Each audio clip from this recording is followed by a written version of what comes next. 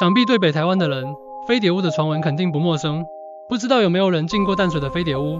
是你的话，你敢进去吗？我必须说，白天我都不敢进，更别提大晚上的。光想象那黑漆漆的一片废墟，光站在门口我都得一身冷汗。我想，对于没听过鬼屋传闻的人，飞碟屋这个3个字，第一印象肯定是觉得如科幻电影，那种充满未来感、高科技文明的产物。那位于淡水的飞碟屋群究竟怎么来的呢？为什么要盖出这么奇形怪状的建筑，最终却成了一片废墟呢？我们看一下影片。它这边很多这种建筑哦，这应该是以前的类似休息饭店吧，但现在都废弃了哦，都没有一间一间的都没有人在用。这边也是啊，很多这种建筑。啊，远方那边也有一间，然后再过去就是海边了哦，不要跌下去喽。这边啊，飞碟屋啊。好，那我们就直接上去飞碟屋。We 什么 ？We want peace。哦，好，收到啊。来，这应该以前也是住宿的地方吧？这是飞碟屋的下面哦，下面有一个石桌。那底部，飞碟屋的底部。来，我们上去拍拍看。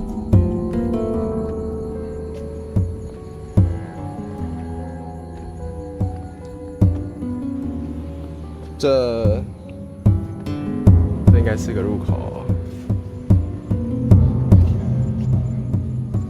哦。来，我们拍在里面。它都已经关起来了，那我们就不要进入吧，对吧？它看起来有点像那个饮料的卖饮料的。哦，这应该不是饭店，这是吧台吧？类似吧台的东西。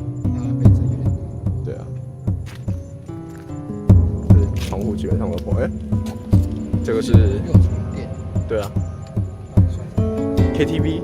KTV 干嘛要床？好，这是第一个哦，第一个有点像吧台，有点像 KTV。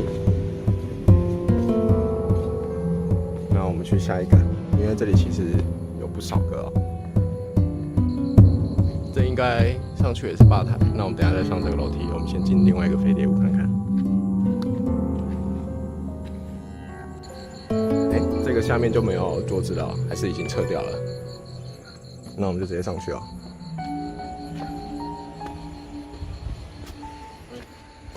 这个上来直接是到入口哦，没办法拍。那我们看一下旁边好了，这也是类似哦，也是跟刚刚的格局是几乎上是一模一样的哦。那应该也是床。好，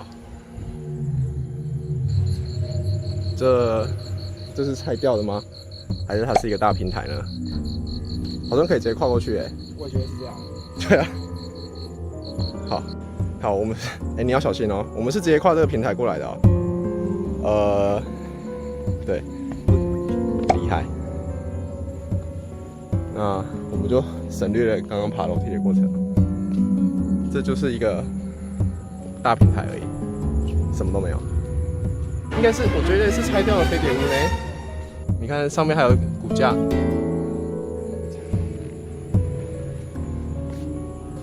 然后隔壁又一个一模一样的大平台啊！哇，你看人家骨架倒掉了。哦，那下面跳下去的话，半层楼差不多，对吧？那我们就不跳了。今天飞碟屋探险就到这边哦。其实这里过去繁华的时候应该是非常美丽的。然后不知道什么时候，就是什么年代开始这边年久失修。拿来拖船。拿来拖船的哦。这台应该是基本上。然后一套翻覆的船嘛。翻覆的船。然后另外一个平台，另外平台我们就不看了哦。后面都是平台了。然后这里其实有高楼建筑哦，那我们也是安静一点，不要打扰到他们。我们走过来之后才发现这里还有一个啊，来给大家看一下外观年久失修，全部都长满了青苔。